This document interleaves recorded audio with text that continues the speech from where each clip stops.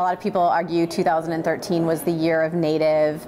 I think personally, it's really about how do you take paid advertising and historically the big business that's been display, and many have seen as less relevant and maybe disruptive to consumers' experiences, and maybe even not a great experience, and turn it into something that's really about brand storytelling. I mean, to me, I think it's that easy, right? And whether you think about it in the actual content itself or in an ad unit, I think the opportunity and what content at scale really solves for in the ad unit is to put content in a very relevant and real-time way in a place where consumers can engage, and for brand marketers, they can associate themselves with that content to drive really meaningful business results. And that's what it's all about.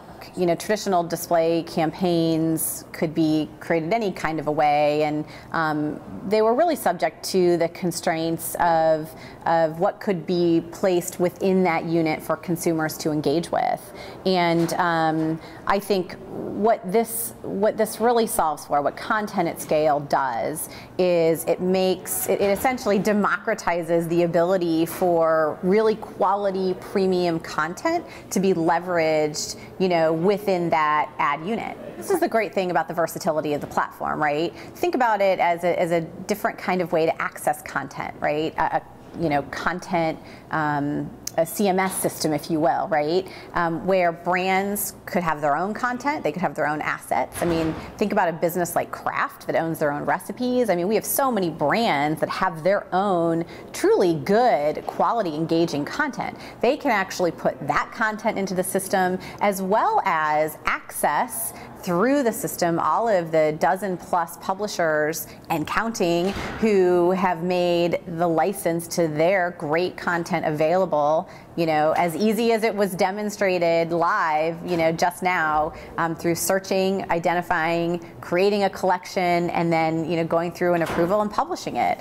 So it really is that simple, whether it's, you know, your own content that only you could access as a brand because you own it, or content that can be curated from all of those publishers who are currently participating and more that will. It's the first thing around the publishing partners. I think you kind of know you're doing something interesting and cutting edge when a lot of people want to participate, but not all of them want to be known to be participating externally. And I think that's great. Look, we value every single publisher, whether they wanted to be part of, you know, any external recognition or, you know, press or not.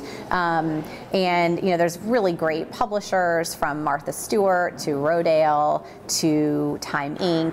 To, you know, Forbes, and more, right? And we genuinely appreciate all those publishers that are, you know, truly creating a lot of content on their own. And if they created it yesterday or last month, you know, it could have equal relevance to something that a brand wants to associate with today, especially when it, you know, you're talking evergreen content, you know, something around winter or, you know, holidays or football or, you know, any myriad of topics that content is created around.